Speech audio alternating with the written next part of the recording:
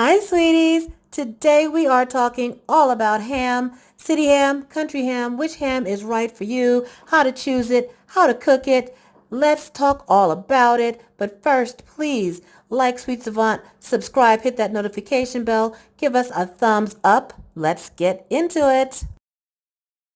So this is an example of a city ham, and this is the shank portion, and this is the butt portion. I'll explain more about that a little bit later. This is a whole ham. It's not spiral cut. So this one is the shank portion, and you can see it has that traditional ham shape with the one bone going down the middle. Then this is the butt portion. It's a little flatter, and it has the bone in there, but the bone is a little different shape, and these are usually more lean. A city ham is usually wet cured in a brine. It's usually smoked, but it must be refrigerated in order to preserve it. So look for it in the refrigerated section of your grocery store. And this is a boneless spiral sliced ham, another city ham. This one comes with a brown sugar glaze packet. This is a whole country ham, and country hams are heavily salted to preserve them. And this method of preservation has been around since before refrigeration. Something like this would have to be soaked before you cook it to get rid of all of that excess salt. Now this is a spiral sliced country ham. You don't see that too often. It's fully cooked, and it comes with the honey glaze, but again, you can use your own. This one, gives you the directions. Because it's fully cooked, you don't have to soak it. You can just heat it and eat it, but don't overheat because it'll get dried out. And now we're going to start on our spiral sliced ham. And this is a boneless ham. Let me give you a better look at that. Boneless ham, you can see the slices. They're pretty thin. I personally prefer the ham with the bone in that's not sliced, because I like to kind of carve off a chunk of ham, and this is thin, and it will cook much more quickly than the ham that's bone in. Plus that ham is much larger. This ham is only about 4.5 pounds. It's recommended to cook it at 15 minutes per pound at 275 degrees. So we're going to pour half of that glaze we made over the top, and again save half. Then we will sort of spread it around with a spoon. Let me grab a spoon and cover that up and let it run down the sides. And then we're going to cover it with some foil. And remember, we'll cook this and then take the foil off, then put the rest of our ham glaze again on top and broil it a bit. Now let's spoon the rest of this Mambo sauce inspired glaze over the ham. And then we're going to put it under the broiler.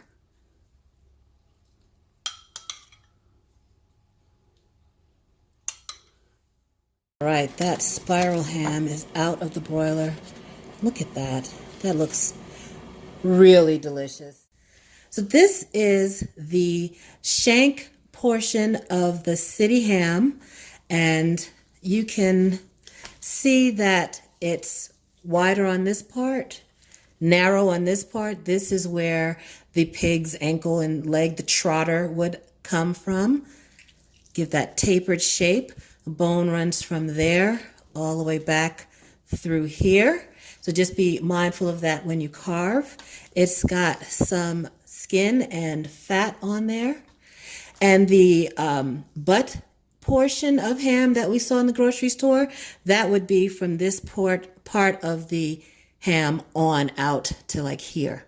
So that's just the difference. It's just a different part of that leg. And this is cured and smoked, and it was cured in a brine, so it comes in a bag full of like a watery, salty solution. We just discard that. This weighs in at about 9 pounds. So we are going to cook it for 15 minutes a pound, just over 2 hours, about 2 hours and 15 minutes. There you go. We can see the skin is on part of it. We're going to score through the skin and then glaze it. We've got a small, very sharp knife, and we're just going to score through the skin. Down that way. And go all the way around. And then we're going to make a diamond pattern, by scoring right down this way. Now this ham has already been cured and smoked. It's been sitting out at room temperature for just about an hour, just so that it will cook through evenly.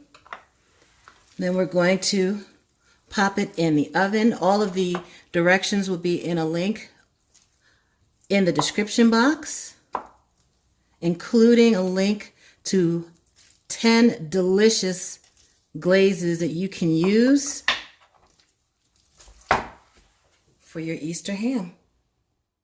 I've got our ham in a foil-lined baking pan. This pan is about 2 inches deep, so we catch any juices, and the foil helps to keep the pan clean because we don't like to do a lot of cleanup. I'm making our glaze with some jalapeno pepper jelly, some pineapple, a little pineapple juice, and some lime juice. This recipe, along with 9 others, are on my blog. I'll put a link in the description box for that. We're going to mix that up. This would be great on chicken too. This would be a great chicken glaze. And it's that easy. We'll spoon some over. We're going to use half now, and then half when it's almost done.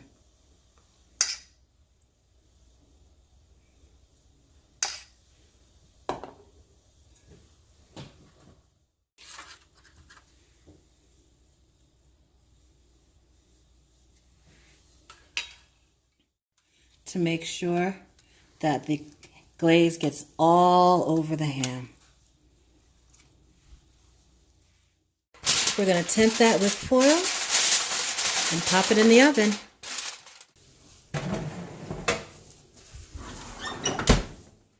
Okay, let's take that foil off.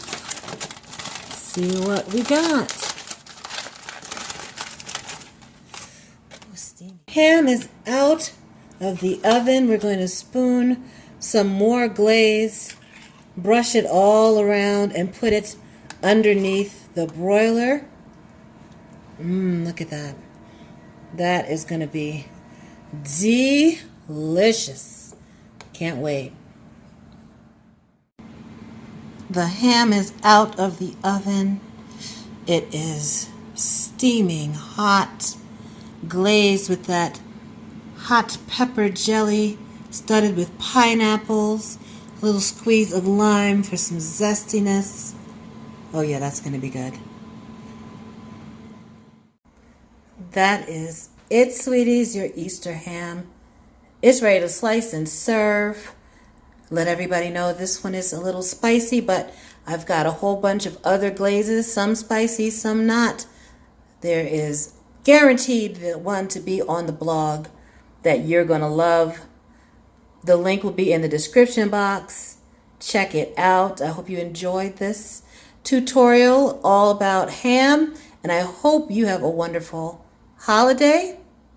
And subscribe, like, hit that notification bell, hit that thumbs up. Have a delicious day. Those tasty hams deserve one more look.